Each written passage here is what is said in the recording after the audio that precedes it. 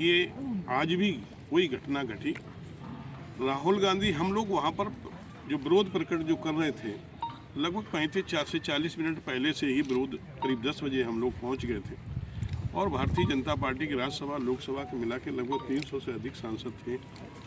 तो उस समय हम लोग विरोध प्रकट कर रहे थे। विरोध प्रकट करने के बाद में हमेशा ये होता था कि जब भी भारतीय जनता पार्टी कहीं किसी तरह की किसी बात को लेके विरोध प्रकट करती थी, प्रोटेस्ट करती थी, तो कांग्रेस के लोग या कांग्रेस के सहयोगी दल के लोग जो अलग साइड चले जाते थे और कभी दूसरे गेट से भी चले जाते थे। लेकिन उस दिन मैंने पहली बार ऐसा देखा, अपने तीसरी बार का मैं सांसद हूँ, पहली बार मैंने देखा कि वहाँ जहाँ भारतीय जनता पार्टी के लोग विरोध प्रकट कर रहे हैं, कांग्रेस का विरोध प्रकट कर रहे हैं, उसके बावजूद भी वो कांग्रेस भारतीय जनता पार्टी के सांसदों के बीच में होके निकले। ये क्या संदेश देना चाहते थे राहुल गांधी जी? क्या करना चाहते, क्या उद्देश्य था?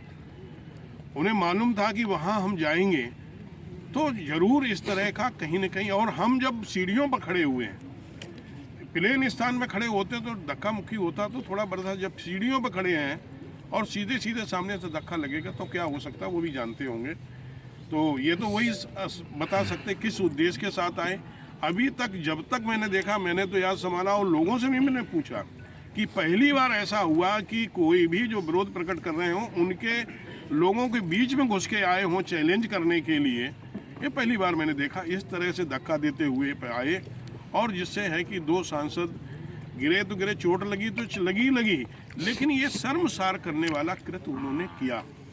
ईश्वर का मैं धन्यवाद देता हूँ, ईश्वर ने बचाया। इससे बड़ी भी कोई घटना हो सकती थी, लेकिन इस तरह से नहीं करना चाहिए। वो एक सीनियर लीडर हैं, हमसे तो सीनियर लीडर है, मैं तो उनसे जूनियर हूँ। कभी भी सीनियर लीडर को या कभी भी किसी भी सदस्य को मैंने देखा है कि कहीं हमारे जनपद में हो या कभी लोकसभा में हो या कभी विधानसभा में हुआ हो, कभी भी दूसरे दल के लोग आमने सामने भी नहीं जाते। और वो आमने सामने तो छोड़ दीजिएगा, सीधे सीधे जहाँ सांसद सीढ़ियों पर खड़े उनके बीच में घुस गए, जबकि साइड से रास्ता थी, साइड से भी जा सकते। सिक्योरिटी वहाँ पार्लियामेंट की सिक्योरिटी उनसे कह रही राहुल सर इधर से आ जाइए, लेकिन वो उधर से न जाके सांसदों के बीच से घुस के गए। ये संदेश देने का पता नहीं क्या उद्देश्य उनका रहा, लेकिन चलिए वो जांच का विषय है। मैं राहुल गांधी जी से यही पूछना चाहता हूं कि वो इस तरह से क्या उद्देश्य के साथ घुसे थे। श्रीमती प्रियंका गांधी जी ने कहा कि भाजपा नेताओं को मैं चुनौती देती हूं कि अगर वो बाबा साहब अम्बेडकर का सम्मान करते हों तो जय भीम का नारा लगा के दें। भारतीय जनता पार्टी ने ही हमेशा संविधान की भी रक्षा की है और संविधान को मजबूत करने का काम किया है।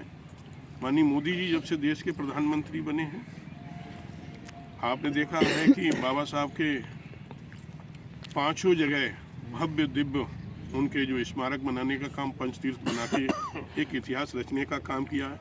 हमेशा ही संविधान को मजबूत करने का काम किया है। संविधान को माथे पर लगाया, संविधान को सर पर, पुरानी लोकसभा से लेके नई लोकसभा में प्रवेश किया है। ये देश के पहले प्रधानमंत्री माननीय मोदी जी हैं, उन्होंने ही ऐसा किया है। लेकिन हमेशा ही हमने बाबा साहब का सम्मान किया है। जय भीम भी हमने बोला, हमें तो कभी किसी से कोई एलर्जी नहीं रही। लेकिन हाँ, कांग्रेस और कांग्रेस के सहयोगी दलों ने हमेशा ही संविधान को जेब में रखा। आज भी वो संविधान को जेब में रख रहे हैं, आज भी संविधान लेके हाथ में पकड़ के चलते, जेब में रख के चलते हैं। संविधान को हमेशा कांग्रेस ने अपनी जेब में रखा है, कभी संविधान को संविधान के तरीके से नहीं उपयोग किया। ये हमसे ज़्यादा आप जानते हो संविधान के साथ किस तरह से उन्होंने कभी भी जो किया है अपने सुविधाओं के लिए, संविधान को कभी भी देश के लिए नहीं, अपने पार्टी के लिए, अपने बचाव के लिए संविधान को कभी भी उन्होंने बदला है, कई बार बदला है।